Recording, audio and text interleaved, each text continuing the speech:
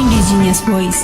पहिचानमा आधारित संघीयताको निर्माण गर्न सके मात्र नेपाली विशेषताको समाजवाद बन्न सक्ने धारणा आएको छ। समाजवादी मोर्चा नेपालले आयोजित नेपाली विशेषताको समाजवाद विषयक बृहत अन्तर्क्रिया कार्यक्रममा बोल्ने वक्ताहरूले नेपाली समाजवादको सुरुवातको लागि पहिचानमा आधारित संघीय प्रदेशको आवश्यक रहेको बताउनु भएको छ। कार्यक्रमका विज्ञ वक्ताका रूपमा रहनुभएका संविधानविद तथा वरिष्ठ अधिवक्ता सुरेन्द्र महतोले नेपाली समाजवादको परिकल्पनाका लागि एउटा मात्र माध्यम भनेको पहिचानमा आधारित संघीयता भएको धारणा राख्नुभयो। उहाँले दलहरू गिरोहको रूपमा जबसम्म चल्छ तबसम्म समाजवाद नपाइने जोड्नुभयो। समाजवाद त क्लासिकल पनि छ, न्यू क्लासिकल पनि छ, विभिन्न खालका समाजवादका चर्चाहरू हामीले सुन्न पनि पाएका छौँ, गर्छौँ पनि। नेपाली विशेषताको समाजवाद भनेको के हो र त्यसलाई कसरी अगाडि बढ्नुपर्छ, त्यसलाई कसरी डिफाइन गर्नुपर्छ भन्ने सन्दर्भमा हेर्दाखेरि पहिले समाज भनेको के हो? त समाज भनेको मानिसहरूको समूह, कमन परम्परा, कमन कस्टम, कमन ल्याङ्ग्वेज भएका समूहको ग्रुप नै समुदाय हो। वाद भनेको इजम हो, यसको दर्शन फिलोसफी, त्यो समाजको कल्याण गर्ने अब्जेक्टिभ नै समाजवाद हो। नेपाली विशेषताको समाजवाद भन्दाखेरि नेपाली विशेषताको समाज के हो त्यो बुझ्नु पर्यो। नेपाली समाज के हो? नेपाली समाज भनेर के बुझ्छौँ हामी? विदेशतिर गयो भने हामी सबैजना नेपालीको रूपमा चिनिन्छौँ। विदेशमा हाम्रो अन्तर्राष्ट्रिय पहिचान नेपाली समाज। राष्ट्रभित्रको नेपाली समाज भनेको के हो? समष्टिगत रूप हो। संविधान धारा 3ले भनेको छ विभिन्न जात जाति भाषा भेषका समष्टिगत जनता नै राष्ट्र हो भनेको छ। बल्कि नेपाली समाज के समाज छन्?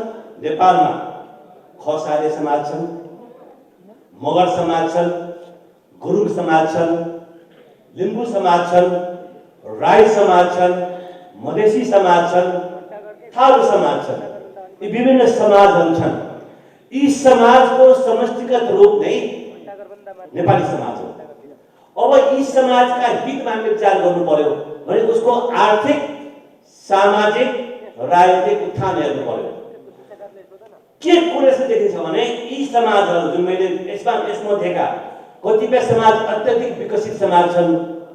खसाले समाज अत्यधिक विकसित, राजनीतिक रूपले, आर्थिक रूपले, चेतनाको रूपमा, हरेक रूपमा, राज्यको वर्चस्वको हिसाबले पनि सबैभन्दा विकसित, अरू समाज धेरै पछाडि छन्।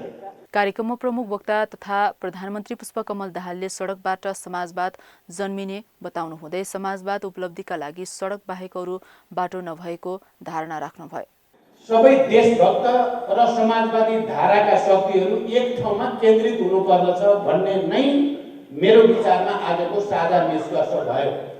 विगतका अनुभवहरू तिता मिठा जे भए ती अनुभवहरूबाट शिक्षा लिएर हामीले फेरि यो देशको राष्ट्रिय स्वाधीनताको सुदृढीकरणका लागि पनि, समाजवादको आधार तयार पार्नका लागि पनि, यो देशका सबै उत्पीडित जाति वर्ग क्षेत्र समुदायका जनताको हक अधिकार पहिचान जे भने पनि त्यसलाई अगाडि बढाउनुको निम्ति पनि सबै देशभक्त र प्रगतिशील शक्तिहरू, समाजवादी धाराका सबै शक्तिहरू एक ठाउँमा केन्द्रित हुनुपर्छ भन्ने अपिल नै मेरो विचारमा आजको यो कार्यक्रमको मुख्य अपिल बन्न गयो। सहभागिताले पनि त्यो देखायो, अभिव्यक्तिहरूले पनि त्यो देखायो। त्यसकारण यसलाई हामीले आम जनतामा राम्रोसँग सम्प्रेषण गर्नुपर्दछ र त्यसलाई दीर्घकालीन ढङ्गले हामीले अगाडि बढाउनको निम्ति रणनीतिक कार्यनीतिहरू बनाउनु पर्छ भन्ने पनि मलाई लागेको छ। मैले थुप्रै चुनौतीको बीचबाट यो पटक प्रधानमन्त्रीको हैसियतले सुशासन, सामाजिक न्याय र समृद्धि तीनटा कोडभित्रबाट कामको सुरुवात गरेको थिएँ। विद्यमान थुप्रै लिमिटेसनहरू, सीमाहरूभित्र भ्रष्टाचारका विरुद्ध अभियानहरू चलाउने, सरकारी सम्पत्ति व्यक्तिको नाममा लैजाने प्रवृत्तिमाथि प्रहार गर्ने, तस्करीको प्रवृत्तिलाई प्रहार गर्ने मैले जमर्को गरेँ। यहाँहरूलाई थाहा छ, मैले अहिले व्याख्या गर्न आवश्यक ठानेको छैन। तर फेरि पनि नेपालको आर्थिक विकास र समृद्धिको जनताको आकांक्षालाई सम्बोधन गर्न जुन वेगको साथ जानु पर्थ्यो त्यो विगतको गठबन्धनबाट सम्भव नदेखेपछि मैले सुशासन, सामाजिक न्याय र समृद्धि भनेको पनि समाजवादको आधार तयार पार्ने कुरा नै थियो। तपाईँ हामी जो कसैले पनि गहिरो गरी विचार गर्यो भने त्यो तीनटा शब्दभित्र समाजवादको आधार तयार पार्ने, नेपाली विशेषताको समाजवादको आधार तयार पार्ने कुरा नै अन्तर्निहित थियो। र अहिले नयाँ समीकरणको साथ सरकारको पुनर्गठन गरेर अगाडि बढाउन खोजेको कुरा पनि सुशासन, सामाजिक न्याय र समृद्धि नै हो, अर्थात् समाजवादको आधार तयार पार्ने कुरा नै हो। यसको निम्ति हामी सबैले एकतामा, सहकार्यमा जोड दिन जरुरी छ र एकतामा मात्रै त्यो तागत छ समाजवादको आधार तयार पार्ने कुरा। मलाई लाग्छ आजको कार्यक्रमले त्यो सन्देश राम्रैसँग दिएको छ। अर्का वक्ता वरिष्ठ अधिवक्ता एकराज भण्डारीले समानुपातिक समावेशी सहितको नीति हुन आवश्यक रहेको बताउनुभयो।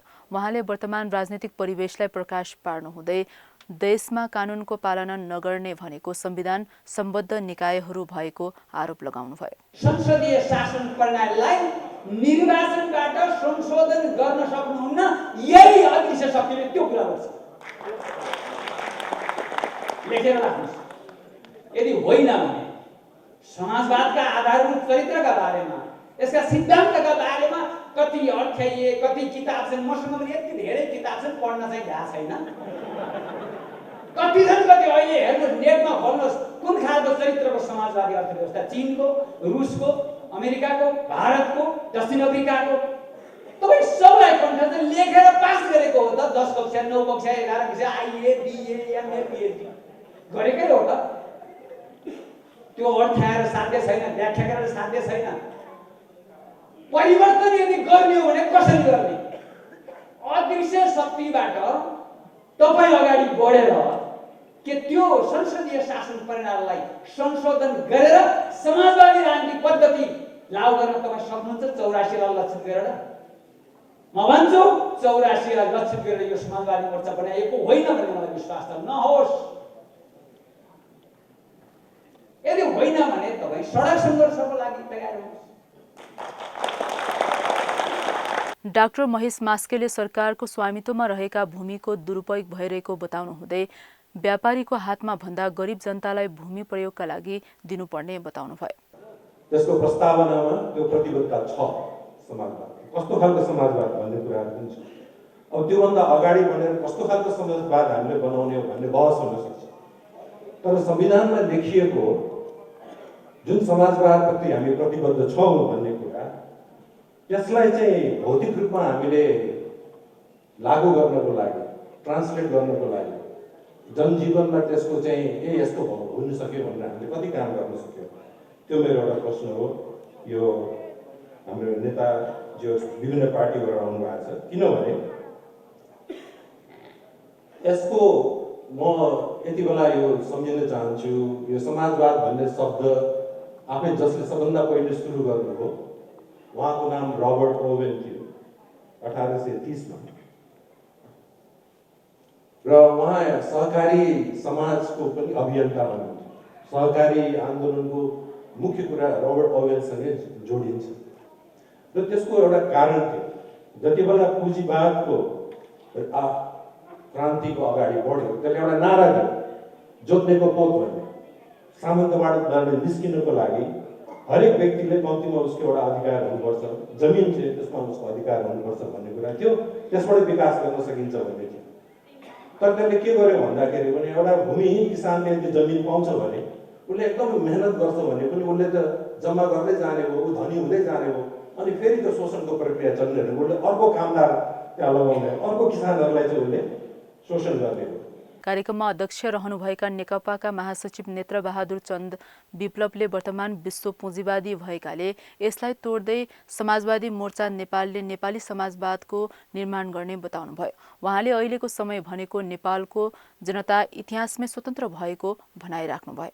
र अलिकति यो आजको भूमण्डलीकृत विश्व र एउटा बहुध्रुवतिर ध्रुवीकृत हुँदै गरेको विश्वको प्रभाव पनि स्वाभाविक ढङ्गले यो मोर्चा निर्माणमा छ।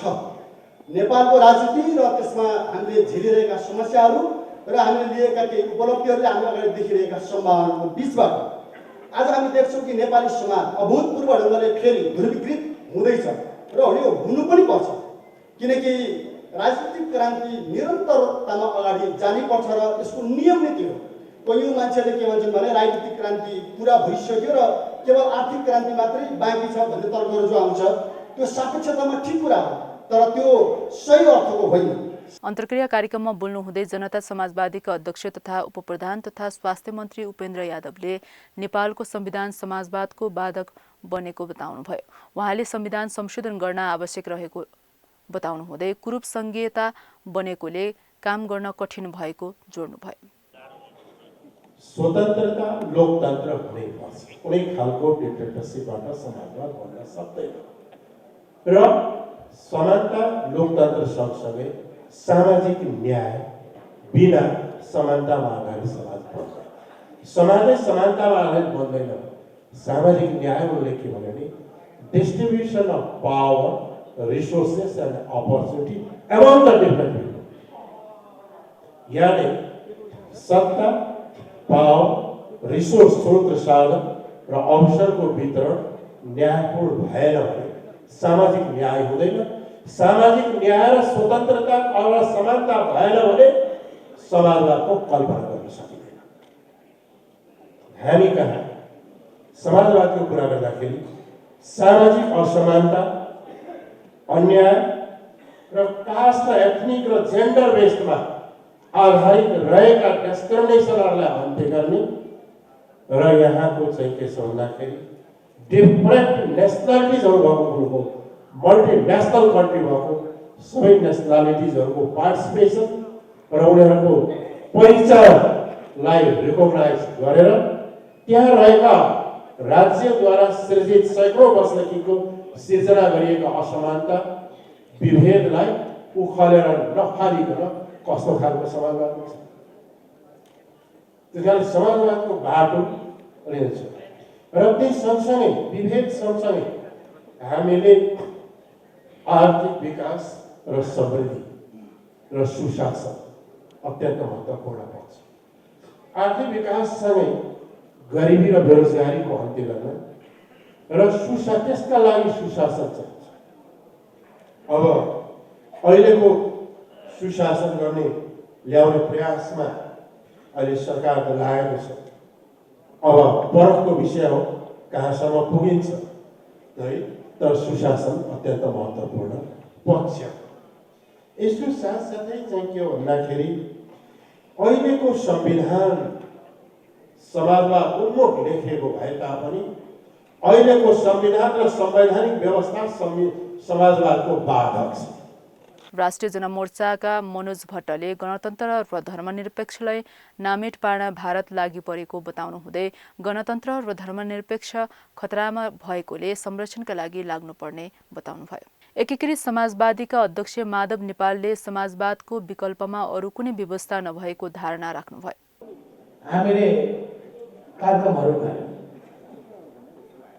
सन्देश दियौं र 7वटा प्रदेशमा बडो भव्य कार्यक्रमहरू भए। देशभरिले तरङ्ग पैदा गर्यो, उत्साह बढायो। समाजवादका नाराहरू घन्किन थाले, प्रतिध्वनित हुन थाले। यसै क्रममा विभिन्न पार्टीहरूले विभिन्न कार्यक्रमहरू लिएर जनताका माझमा पनि गए। कुनै पार्टीले वडाको कार्यक्रमहरू लिए, कसैले मेचीदेखि महाकालीसम्मको कार्यक्रमहरू पनि राखे। हाम्रो पार्टीले पनि समाजवादी जागरण यात्राको नाउँमा मेची महाकाली अभियान सञ्चालन गर्यो र त्यो अभियान पनि बहुत सफल भयो। धेरै ठुलो जनताको सहभागिता र पार्टी पङ्क्तिमा पनि नयाँ उत्साह, जनतामा पनि उत्साह र जनताका विभिन्न सेक्सनहरू, उद्यमी व्यवसायदेखि लिएर बुद्धिजीवीहरूसम्म ती सबैलाई पनि प्रोत्साहित गर्ने काम गर्यो। बृहत अन्तर्क्रिया कार्यक्रममा एकीकृत समाजवादीका उपाध्यक्ष झलनाथ खनाल, डाक्टर खगेन्द्र परसाई, प्राध्यापक डाक्टर दिनेशराज भुजू, पूर्व गभर्नर दिपेन्द्र बहादुर छेत्री लगायतले बोल्नु भएको थियो।